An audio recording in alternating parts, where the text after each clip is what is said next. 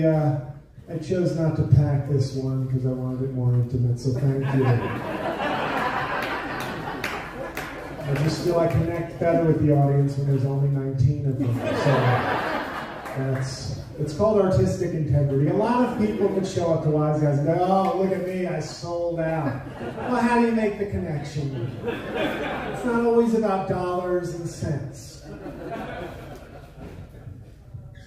It is nice to be here, though. And that's what I've done with it's a rationalization being a stand-up comedian. I've been a comic for 18 years, and, you know, I wasn't going to come out and do shows in Utah, because I didn't think I could turn it into a profit. So what I did was, I called this a vacation. And so I went to the Jazz game last night. 2-0 lifetime, by the way, with me in attendance, so, okay, you do the math. And I'm going to the game tomorrow. Look for me on local TV, I'll be eight rows behind the bench of the Jazz. Right, each ticket costs more than I'm making right now. That's not a lie, that's just a fact I'm sharing with you. Now that would be a horrible comedy career to go about it that way, but instead of saying, oh, my comedy career is losing money, I go, I'm so good at comedy, I get paid on vacation. You see how it's so much more, like you feel so much better with that approach. I got introduced at the top of the show as J-L Cauvin. I assure you there is no H in my last name. You know, the H stands for homicide, which is why it's not in my last name. But that might explain why ticket sales were not as robust as I wanted. I know we're a conservative state, but Derek Chauvin at Wise Guys, I think we can do better. I think we can do. Shame on you, Wise Guys. Even if it is the secondary location, shame on you. I didn't even know Chauvin was doing comedy. That's weird. But he definitely, should he be in jail right now? What does he even talk about? We'll come back next week.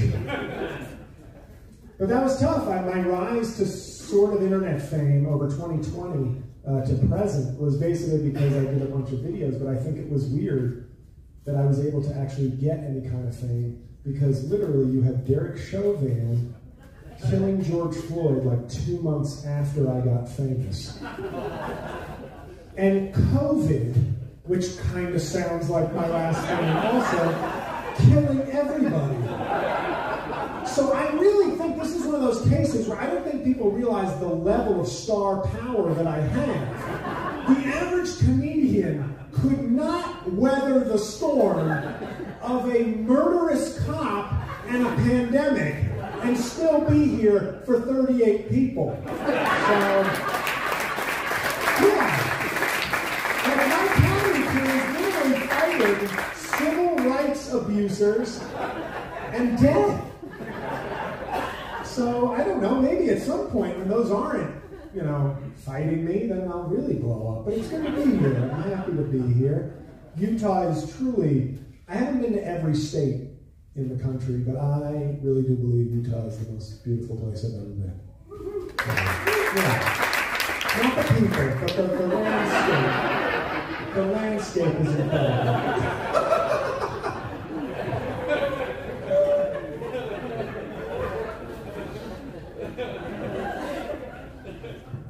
Yeah, it's good to be here. I do like it here. And I'm feeling good right now because my mother, this is true, my mother just beat cancer for the second time. Yes. Very cool. She's very tough. And the first time she had cancer, it was stage 1. It was like 20 years ago. And it was like very easily sort of dispatched. But this time it was a much more aggressive cancer. And she still beat it. And I think it's because, obviously, the first time, just visit the oncologist, have surgery, done deal. But this time, on top of the oncologist, we had to get her on a regimen of Joe Rogan podcasts.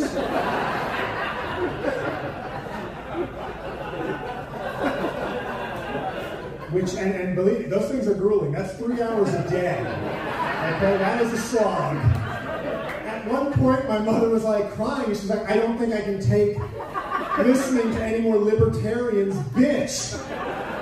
And I was like, Mom, it's too important. Fight. Get through it.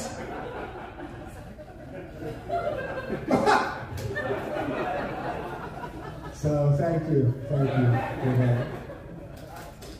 But the funny thing is, I have a set here. I recently filmed this. I filmed a special in October, and just to give you an idea of how what my career is like, it was the greatest set of my life. It was one take, greatest set of my life, and I was like, this is it. This is going to be the thing that launches me finally. I can move on past the Trump impression. Like a lot of my impression videos is probably how most people here know me, if you know me. But I was like, I can move past that. That will always be part of my repertoire. But this special is going to like define me. This is going to be the thing that expands who I am as a comic. And so last week I'm in LA doing shows, and once again the working vacation model of success that I'm working with. And I get an email that the footage is kind of jacked up on the camera. So we're going to have to run it back.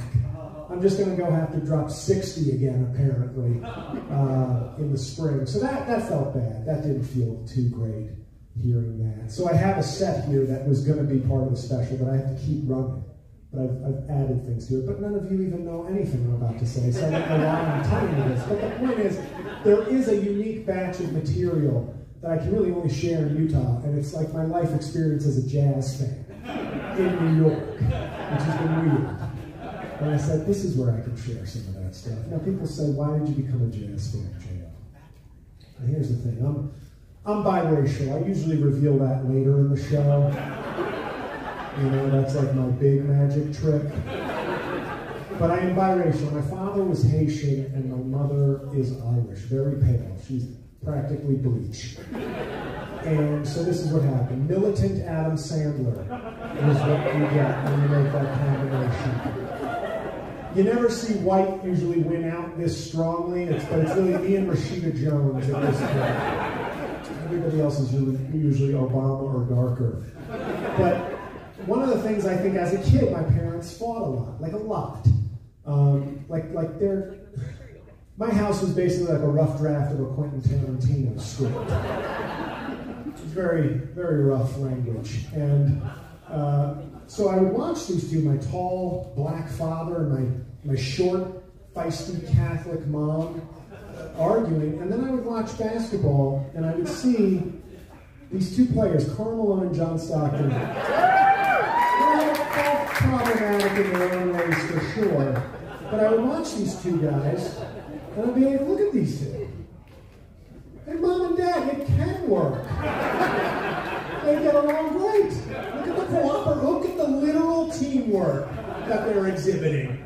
So I just kind of became attached. It was like they were my surrogate basketball parents. I was like, look, there's a different way. There's a different way.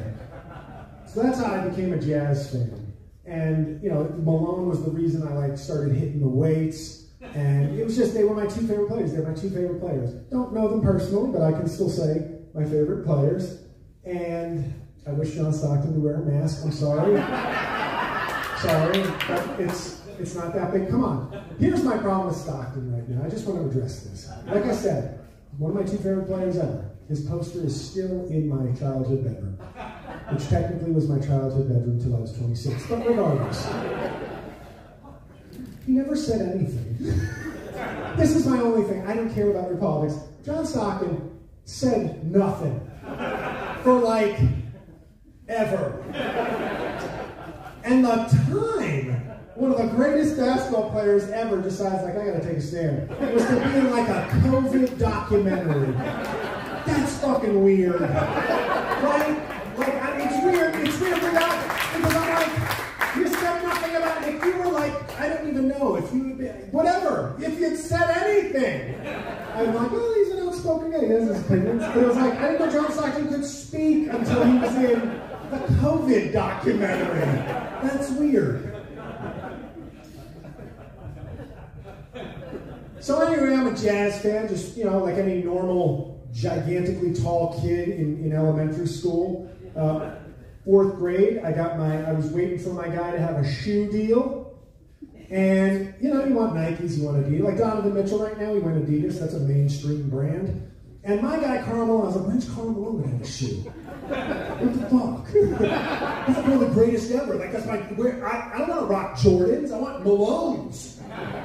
And then he went with LA Gear. It felt like he was bluffing me or something. Where I was like, let's see how big a fan JL really is. And I had a pair of big old LA Gears in 4th grade. LA Gears. What the hell? He didn't even go like Puma or Converse. He went right to 9th tier brands.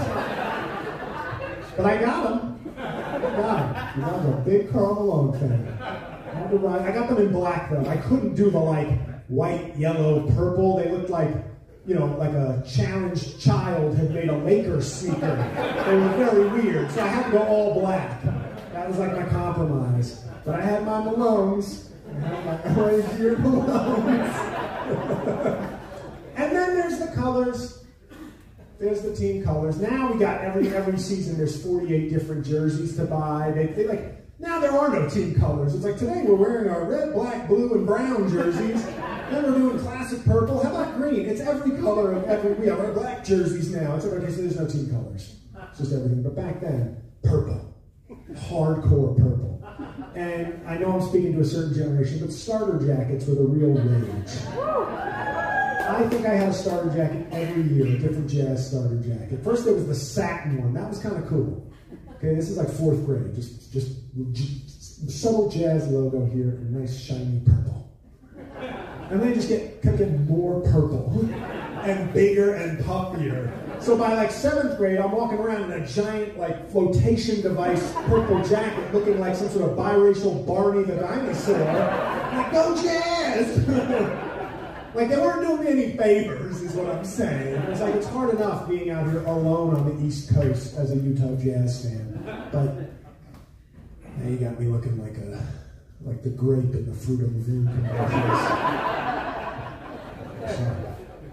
So, and then obviously 97, 98 was very tough to deal with. I thought we were going to win a title, and we didn't. And those were very painful. But here's how big a Jazz fan I was. I'm watching. This is, I know, I hope you give a shit about the Utah Jazz here, because this is literally one and done material. Like this tape of this set might just be put out for like 99 cents as JL's Jazz set. And it'd be me in like a cool hat with a saxophone with cool assholes who like jazz music. Like, but then it'll all be about Utah Jazz basketball. But I'm watching after, I think it was after the 97 finals. And I'm flipping channels. And I'm still heartbroken. Let's do extra sets at the wing. Come on, Carl, we can do it next year. And I'm flipping channels and I pass by TBS. And all of a sudden there's a truck driving by. I swear to God this is all true. And I hear the announcer. If I had been faster on the remote, I would have never heard this. But the announcer goes, and I think that's Karl Malone headed to the arena. What? Where's Karl Malone going in a truck? Is this like OJ? What the fuck? Carl, what happened after the loss? What did you do? And it turns out he was driving to a wrestling arena to do some WCW wrestling. Now, I was never a wrestling fan. I was one of those smug kids who was like, it's fucking fake, you dumbass. Like when everybody loved Hollywood, like Hulk Hogan and Andre the Giant, I was like, it's fake, you dummy. Like that was me in like 3rd grade. I was like, you're stupid. So fake. Well, here I am at 18. Going, where's Karl Malone? I watched my first ever full episode of wrestling on TV just to see Karl Malone. And he shows up in his truck in his nut-hugging tight jeans. I don't know how he got a pass. Stockton always got shit for the short, like the boxer boots he called basketball shorts. But Malone was just fucking, just painted on jeans, boots. I was like, what are you doing? What in the name of Magic Mike are you working? Like, what is this? So he gets to the arena and meets Diamond Dallas Page, and they're like, boo, and I'm like, oh, I gotta watch this. Karl Malone has made me a moron. One episode, I'm like, I'm all in on wrestling. I'm all in on pro wrestling, and they're like, the Bash at the Beach. Malone is gonna fight Dennis Rodman in a tag team match. I was like, well, and I literally said to my mom, who until this point thought I was an incredibly educated, smart young man. I was like, Mom, mind if next month I get a $30 wrestling pay-per-view? And she was like, what? But she let me get it. So I got it. So that started my affection for wrestling. So it died down a little later, but it was a fun run for a few years. And then I think the story that is most telling about how big a jazz fan, and then we'll get to the rest of the set. Like I said, this is one and done. Does this sound like a set I could do anywhere else in the world?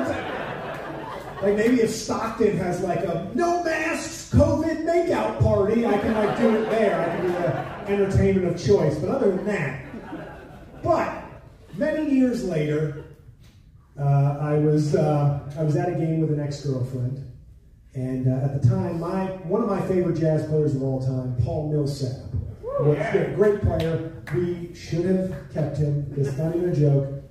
I don't know why we didn't keep him.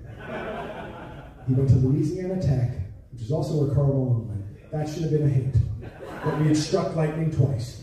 He leaves, goes to Atlanta, 3-time All-Star. I'm not going to besmirch any of the players we had on the Jazz at the time, but they were not Paul Millsap. But anyway, I'm at a game, and this is like early in Paul Millsap's career, but I got an eye for jazz players. I'm like, this guy.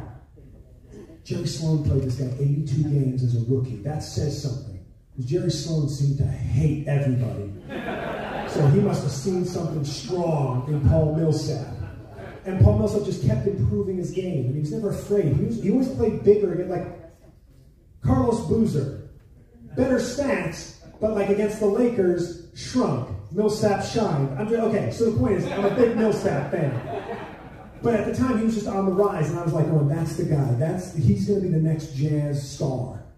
And my ex-girlfriend is sitting there, and we're at a Nets, on the East Coast, Nets Jazz game. And this was maybe a month before Christmas. And this is to show you how big a jazz fan I am. On Christmas, my ex opens up, I go to her place for dinner, and she opens up her door. And she is dressed in heels and a brand new Paul Millsap, that teal-colored game jersey. But it's like pinched in like a dress. Like Mariah Carey did for the Wizards at that time. Now, I'm going to spare you the details, but that night I fucked Paul Millsap. That's how big a jazz fan I am.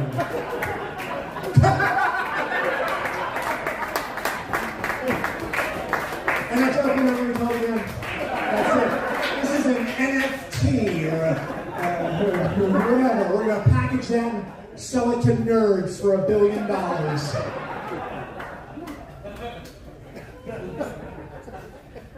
I learned something funny today. I went to tour the Mormon temple area. Yeah, it was very nice. The architecture was nice. The people were super nice. I don't think my girlfriend was happy when I said that one of the Mormon tour guides I was like, she was more than cute. And she was. I was like, just get her out front. What are we doing? Get all the quasi-Amish in the back. No, I'm just saying, get the hottie. I was like, I want to hear more about the Mormon church. Yeah, it was very nice. It was nice. But then I was overhearing a discussion, because there were 2 women at each station or at each building, just there, if you have questions or whatever, very pleasant. And a guy came in and was asking questions. And she said, I didn't know this, and I don't know if it's true, I'm taking this stranger's word for it, but she had said they say Church of Latter-day Saints. Obviously, I know that. But Mormons become kind of common usage, but she had said actually Mormons started, this may be all knowledge to you guys, but she said Mormon actually kind of started as a slur, because there's like a book in the Book of Mormon, and it's like used as like kind of a dismissive Mormon. But then the church kind of embraced it and made it their own. And all I could think was, Mormon is Mormon's N-word. I was like, that's awesome. Own that. Like, imagine Mitt Romney was like, you can't say that. That's my word. That would be awesome. I don't know, because white people all around the country are always looking to say the N-word. But Mormons have their own N-word. Embrace that. You'll make white people super jealous. Other white people. Super, like, you'll be your own group. Right? I don't know. That's just popping, I thought back to me. I thought that was cool. I don't know why Latter-day Saints aren't running with that. Right? That's not Mormon. I don't know. They just drop the N, like if somebody uses the hard N, you're like, oh, that's racist. Mormon is like how we just kind of like we're hanging out. You use a hard N. You're gonna get a juice box through.